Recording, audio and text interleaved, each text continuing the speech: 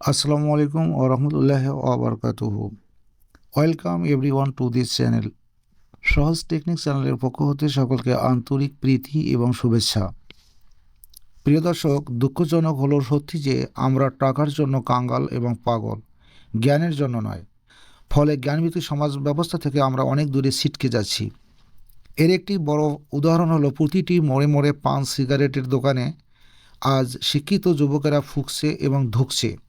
অনলাইনে তারা video, cinema এবং ফেসবুকের মতামত প্রকাশ করে, শেয়ার করে, বিনোদনে আড্ডা দিচ্ছে, কিন্তু তারা শিক্ষামূলক কন্টেন্ট তারা কখনো নজরে আনতেছে না। ছাত্রছাত্রীদের অভিভাবকগণ যেখানে এই ব্যাপারে উদাসীন, সেখানে সন্তানেরা কাকে অনুসরণ করবে?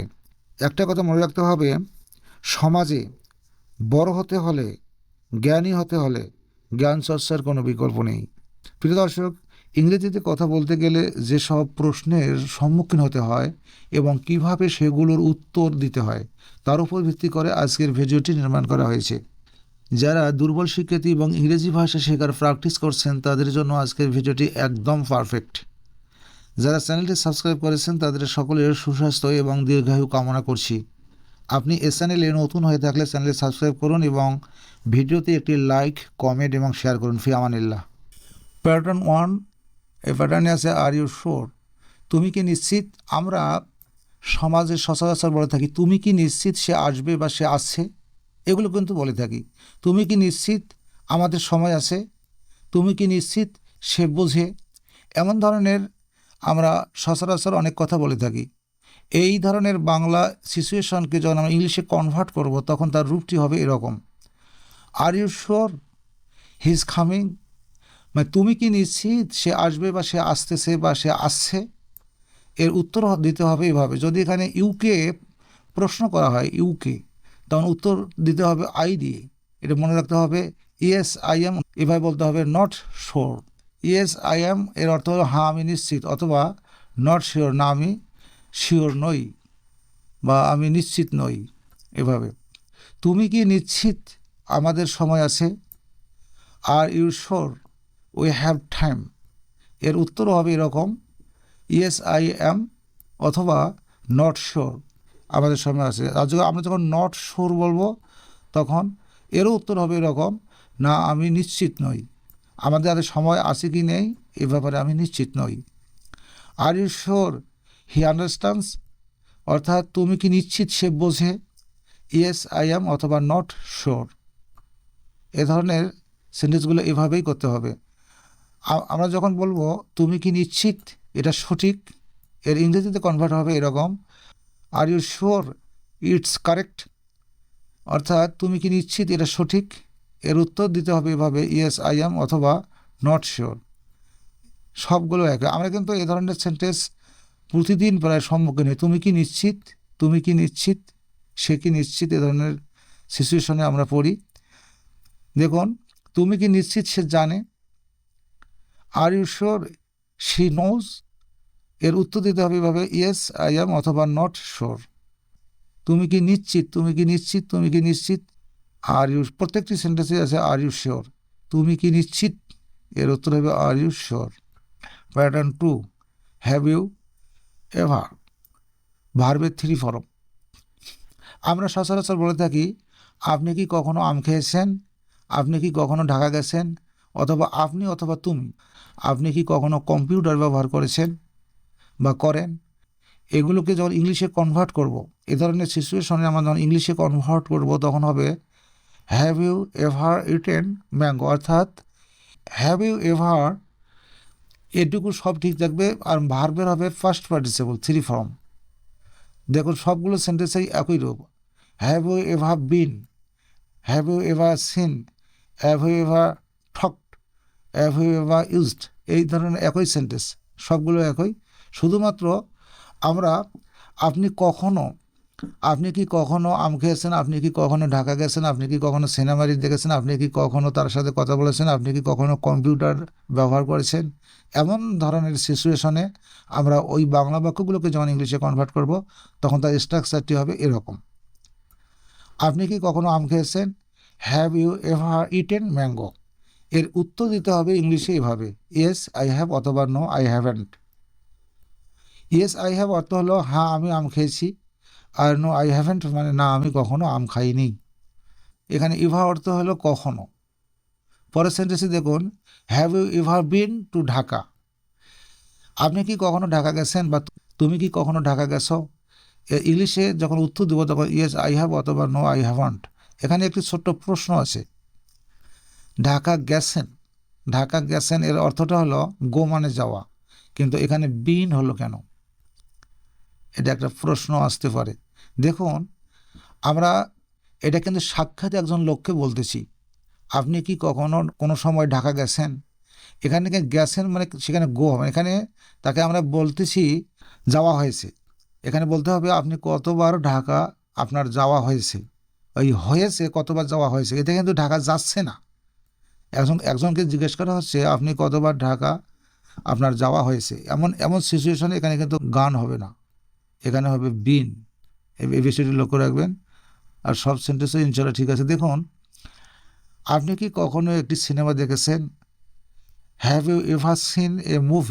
ইয়েস আই হ্যাভ অথবা no I haven't. Yes I হ্যাভের অর্থটা হলো হ্যাঁ আমি সিনেমা দেখেছি, আর যখন বলবো নো আই হ্যাভেন্ট না আমি সিনেমা দেখিনি। এমনিভাবে সব সেন্টেন্সে হবে। দেখুন, আপনি কি কখনো কম্পিউটার ব্যবহার করেছেন? এর ইংরেজি কনভার্টটা হবে এরকম, have you ever used a computer? যদি আপনি কম্পিউটারটি ব্যবহার করে থাকেন তার উত্তর দিতে হবে এভাবে, ইয়েস আই হ্যাভ। আর যদি না ব্যবহার করে থাকেন তাহলে বলতে হবে নো আই হ্যাভেন্ট। পরবর্তী স্টেপে যাচ্ছি, প্যাটার্ন 3।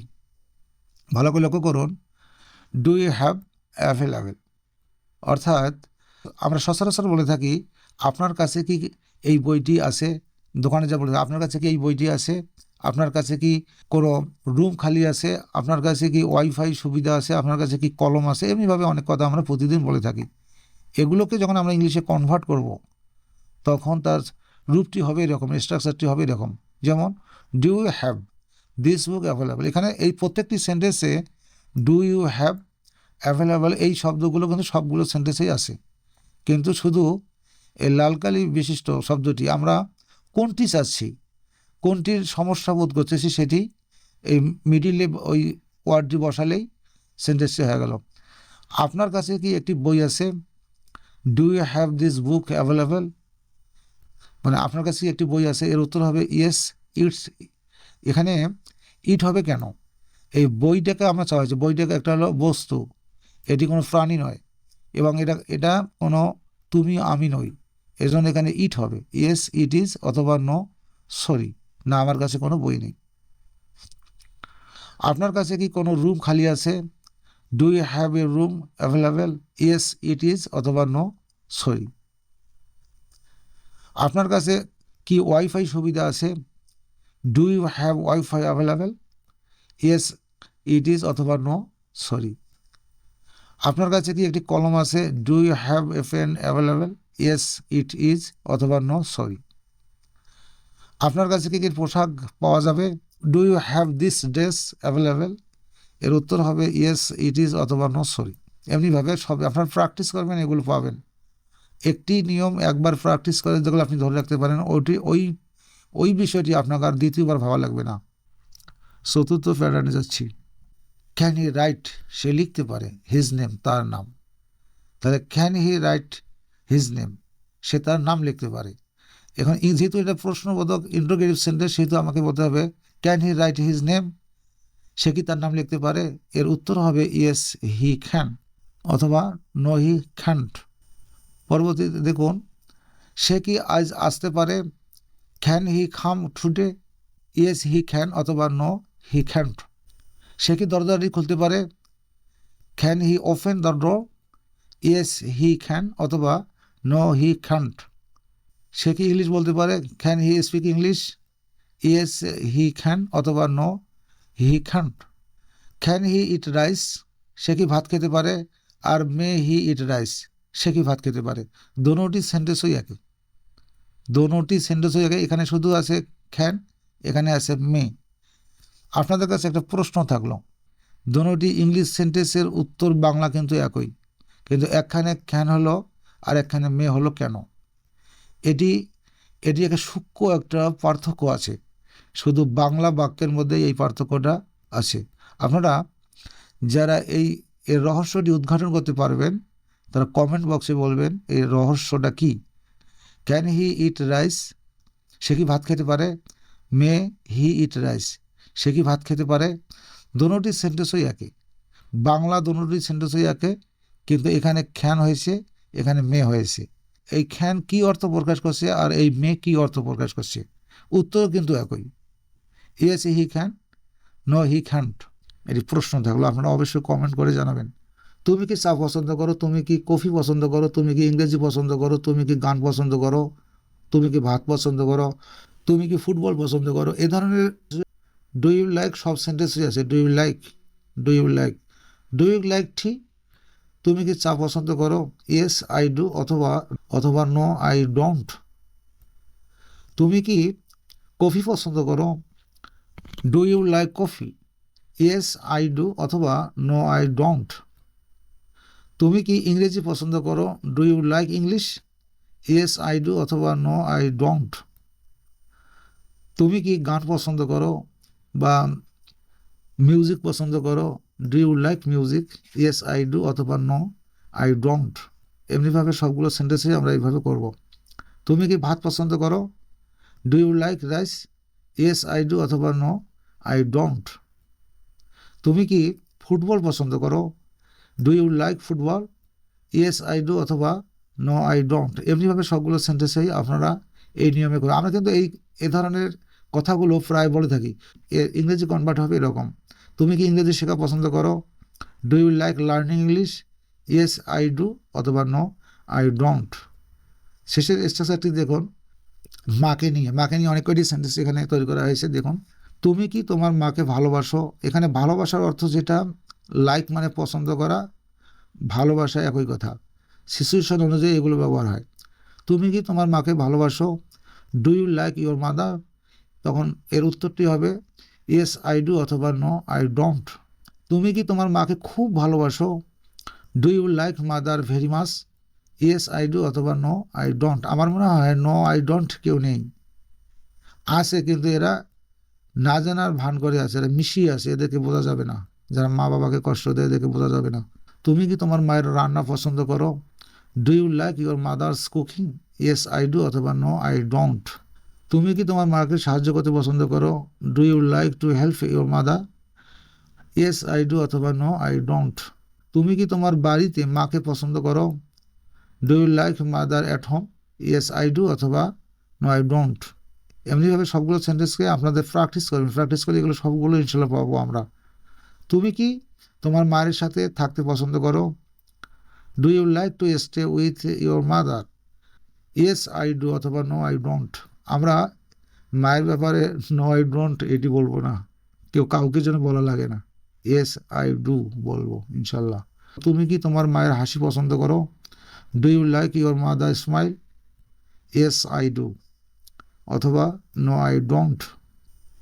তুমি কি তোমার মায়ের উপদেশ পছন্দ করো, do you like your mother's advice, yes I do, অথবা নো আই ডোন্ট।